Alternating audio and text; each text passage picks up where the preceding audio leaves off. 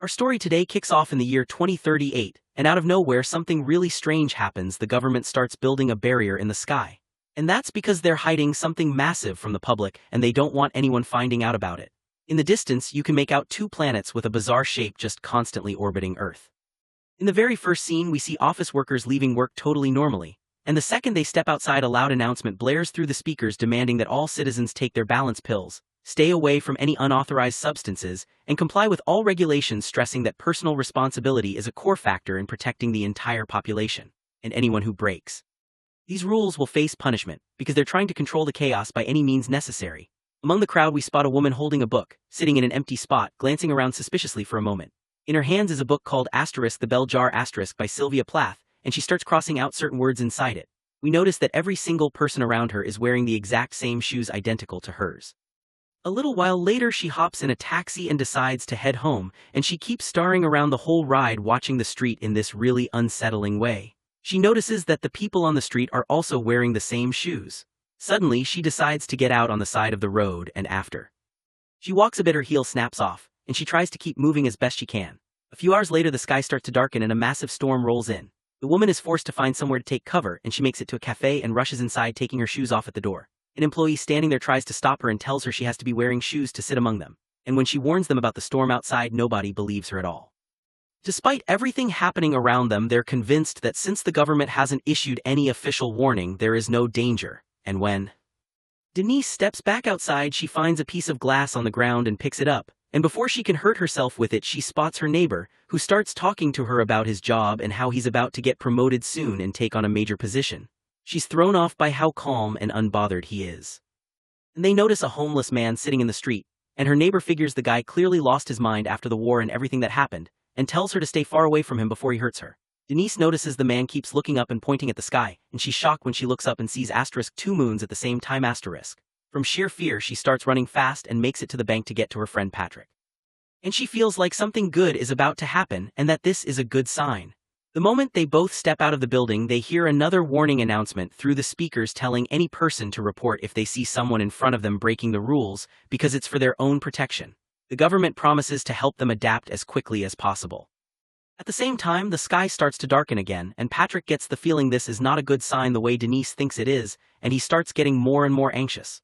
A few hours later, Denise wakes up shaken from sleep by an earthquake. Her roommate Zena and her friend Vivi are with her, and Zena pressures Denise to pay her rent because she's late on it as always. Denise tries to convince her she doesn't have any money to pay right now, and that she needs to be patient with her. She tries to change the subject fast and asks them what they think about everything happening right now: the earthquake, the two moons that appeared in the sky. Unfortunately, they poke a little fun at her and leave her alone in the end. At the same time, Lieutenant Daniel arrives somewhere and talks with his associates about the latest article published by one of the top scientists. A government official pressures him to pull away from his work immediately, promising him a great government position right after.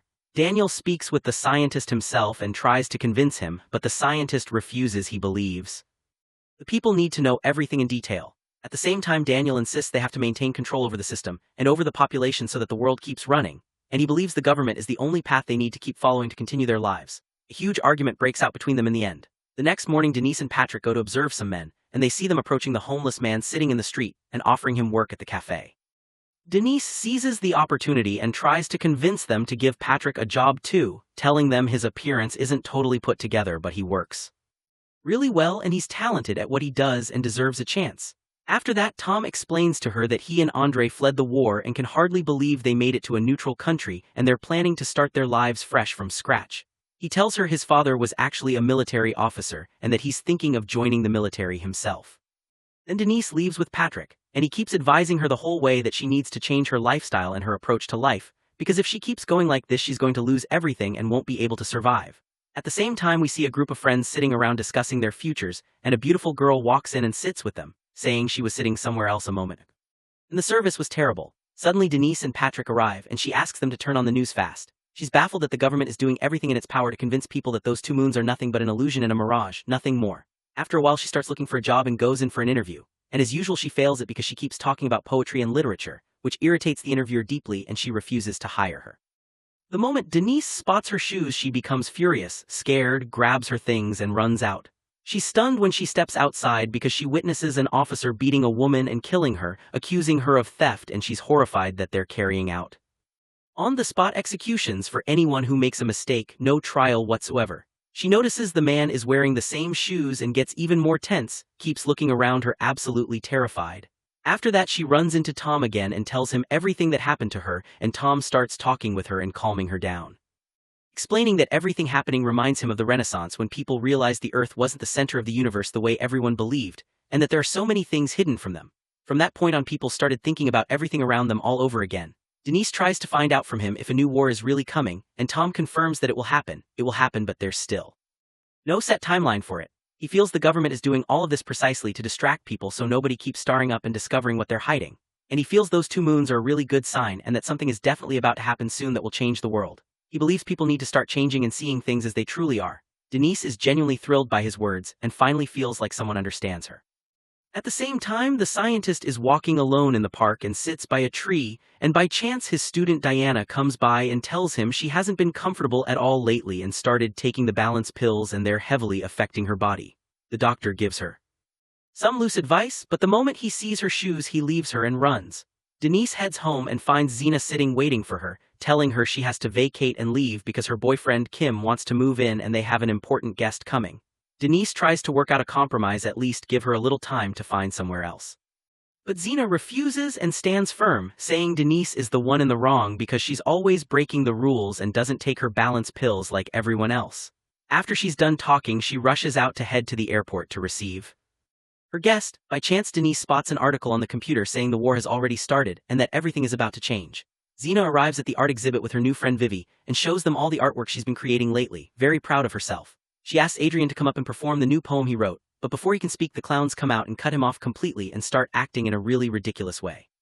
Zena is absolutely furious and fights with them and throws them out in the end. Denise arrives at this point and speaks firmly. I'm not leaving this apartment by lawyer required to give me at least a month's notice so I can make arrangements. Before they can finish talking, Kim's sister comes up to them and says Kim has been drafted and has to join the military by force. Zena keeps talking like she didn't hear a single word. She tells Denise she's already thrown all her stuff outside the apartment and there is no option, she has to go. Denise is furious, throws back a gift she'd brought her earlier and walks out. She's forced to talk to Patrick to find any solution, and since he can't find any place to put her, he agrees she can stay at his place under one condition: she needs to leave Bruce completely alone, stop criticizing him and live her life without causing any trouble.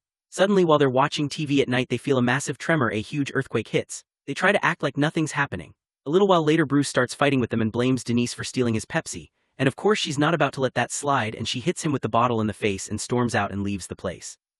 After walking a bit, she runs into Tom again and tells him what happened and that she can't live at Patrick's place because they operate on a system and rules she wants nothing to do with. She ends up going home with him, and Andre tells her that Tom always helps people. Even during the war, he was always helping people escape because he couldn't bear to see them suffer. He even helped him personally because he was in a really bad place after his girlfriend left him and abandoned him. Andre feels he said too much about Tom and suddenly goes quiet, telling her that if Tom wants to, he'll tell her himself. A bigger earthquake hits than the last one and the building shakes violently and several tiles fall off.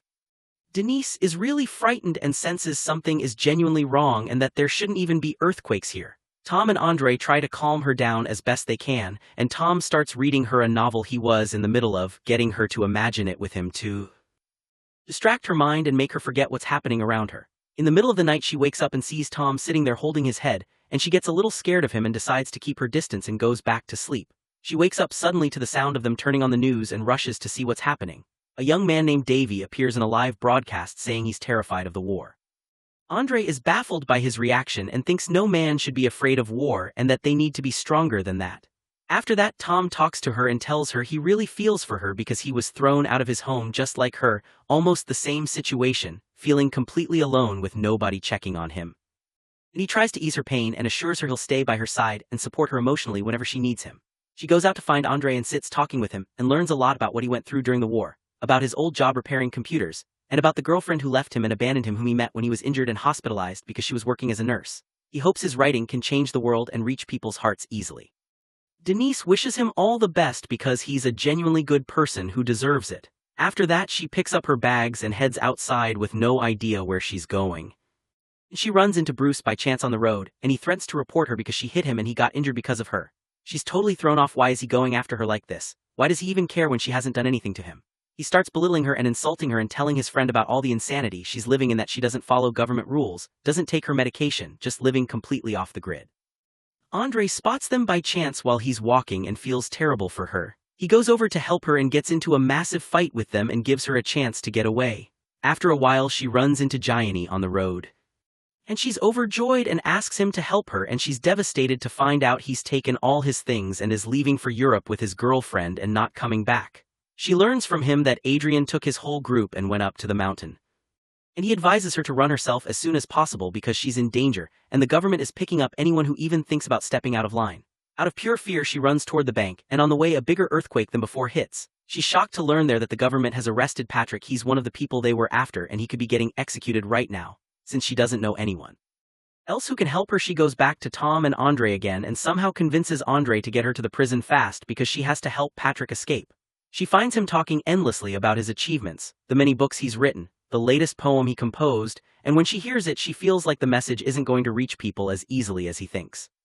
He tells her that when he found out about his brother's death he fell into a terrible mental state and attempted suicide multiple times, and the only thing that pulled him back was the 2 moons that appeared in the sky out of nowhere, and he felt it was a really beautiful sign, that there's hope the future can change for the better. His words genuinely affect her and actually calm her down, and she starts thinking clearly about how to handle things without any panic. The next day she finds out from Tom that he's decided to enlist, and she's heartbroken. She tries to help him by any means possible. She actually shows up at the recruitment office, impersonates someone else, and tells them that her friend was taken to the military by mistake even though he's disabled. The officer asks for her ID card. She panics, freezes, and bolts without saying another word. When she gets back home she finds a note Andre left her saying goodbye, telling her he can't help with Patrick's situation, and since he has nothing keeping him here anymore he had no choice but to leave. She gathers her things again and sits alone on the street. She spots Zena and goes to talk to her and learns what Andre did to her. He left her too, and even Patrick was arrested. Zena is really upset at her, but she's moved and decides to take her back home on one condition: she has to follow all government rules and regulations. Denise agrees to every single condition, throws all the books she's holding in the trash, and at this same time a group of government resistors sets up a camp and stays there together, and when they focus on the sky they see a massive line slowly getting closer to them. As the days go by Denise tries to adapt to the system and spends all her time with Zena and her friends and attends many parties. Suddenly they spot people from the resistance at the party they're at, including Edward, who Zena thought was her old friend, and she gets upset at him. Even when his sister says he died in the war she pretends she didn't hear anything and keeps going with her life like nothing happened. Edward starts talking about the strange events happening around them and about the sky and the things the government is hiding, and everyone's afraid to engage with him on topics like these, and they immediately change the subject, turn on music and start dancing. The scientist steps outside with Vivi and starts talking to her about the wall that's being built between them and the sky. Vivi thinks the government built that wall to protect people from whatever might happen to them. At the same time Andre and Tom reach the mountain, and Andre tells Tom he heard about where Denise is, but he refuses to go talk to her. He feels she's better off staying safe and staying away from them. They find out through the news that the wall being built will cover the entire sky within a month and the project will be finished. Denise runs into Binar and is surprised to see he's packed his things and leaving. He tells her he's exhausted by this fake world and can't see himself here anymore and has to go. When she falls asleep she sees all her friends from the resistance and they tell her they're now at the mountain and advise her to join them. The moment she wakes up she's shocked to find they're all actually sitting around her. Adrian tells her they came to take her, they're ready to fight the system. But Denise refuses. She tells them she started a new life. She's got a stable job at a big company now, finally stable, and she doesn't want to blow everything up. Andre gives her time to think before giving her final answer and they leave. Outside they discuss their next move, and suddenly they spot military aircraft circling them in the air and they sense their lives are in danger. Someone suggests they need to have weapons and hand grenades with them too, but the scientist refuses. A little while later Denise comes out and joins them, bringing one of Zena's friends along. Before they leave, Zena shows up at their location and everyone panics thinking it's over because she's going to report them, but she tries to calm them down and says she only came to bring back her friends, nothing more. After a long discussion she decides to cooperate with them. Her friend stands talking with Binar and finds out he's the scientist student from the university that's where they met, and the scientist was the one who asked him to join them and convinced him this was the right path. A little while later the scientist finds out the army has discovered their location and demands they escape immediately. He's forced to leave Binar as the decoy to distract the soldiers long enough for them to escape. The news spreads across the entire country the government is about to capture the resistance and carry out a mass execution. The scientist is terrified and has no choice but to turn to his friend Danny for help.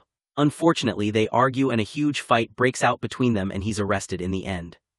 Denise and her friends find out from the news what happened. He's now in the government's hands, and Diana was the one who helped get him caught, assisting the government for a long time to track him down.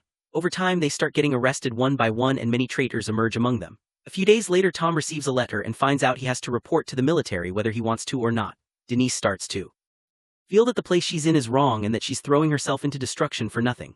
She decides to grab her bag and go back to the bank and try to reclaim her old life. She's devastated to learn that Patrick was executed in the street. She's heartbroken over him. By chance, a letter arrives from her aunt with a large check so she can start a new life in the countryside, far from everything that's happening. Xena is shocked when she understands that Kim actually died in the war. She'd thought his sister was joking. He wasn't. Tom talks to Andre and convinces him that when he goes to the war he'll be able to see the North Pole and see what the sky looks like from there and understand what the difference is and exactly what the government is hiding. Andre is terrified for him, and when he tries to hold him back by force, the soldiers stop him and arrest him too. And finally Denise runs into Patrick. She can't believe he's actually alive. But her joy doesn't last when she looks at his feet. He's wearing the shoes asterisk. He's been absorbed. He's one of them now. He tells her to leave him and stay far, far away from him. Denise decides to grab her things and go. She hails a taxi and asks the driver to take her to the execution site. At this moment, the war escalates further and further. Cities are being destroyed. Countless children are dying with no fault of their own. People are scattering and new diseases are suddenly appearing everywhere. Denise finally reaches where Andre is and tries to convince him to escape with her, but he refuses. He's determined to continue what he started. He tells her he's preparing to write a second book, hoping that one day people will wake up. The moment the soldiers take him away, she keeps screaming and crying and feels like her last hope is gone and she is completely alone. At this moment, the rest of her resistance friends emerge and the soldiers prepare to carry out their execution. Then everything changes. A few resistance members appear and try to save their friends using the hand grenade they had, and Andre decides to sacrifice himself for them. The entire broadcast goes live to the world. Andre detonates in front of their eyes. At this moment, Denise decides to end her own life, and before she can do anything, Binar appears in front of her and asks her to look at the wall. They find a government control device and she and Binar sprint toward it and smash a asterisk. The entire wall disappears. The sky appears clean and clear like it was before. All the natural colors that used to exist in the world around them come flooding back. The next day, they all decide to head to a special rebel camp and try to rescue Tom and take him with them. And although they fail at that, they decide to keep going and come back for him another time. And the whole way, they see the most beautiful colors in the forest they'd been denied because of the sky that was sealed shut above them. And Denise feels like she made the right choice for the first time and that she has to stay with them and fight the system down to her last breath so they can live free, live a normal life without any restrictions around them. And that's where our story ends today. Stay tuned for more videos and new breakdowns. Catch you next time.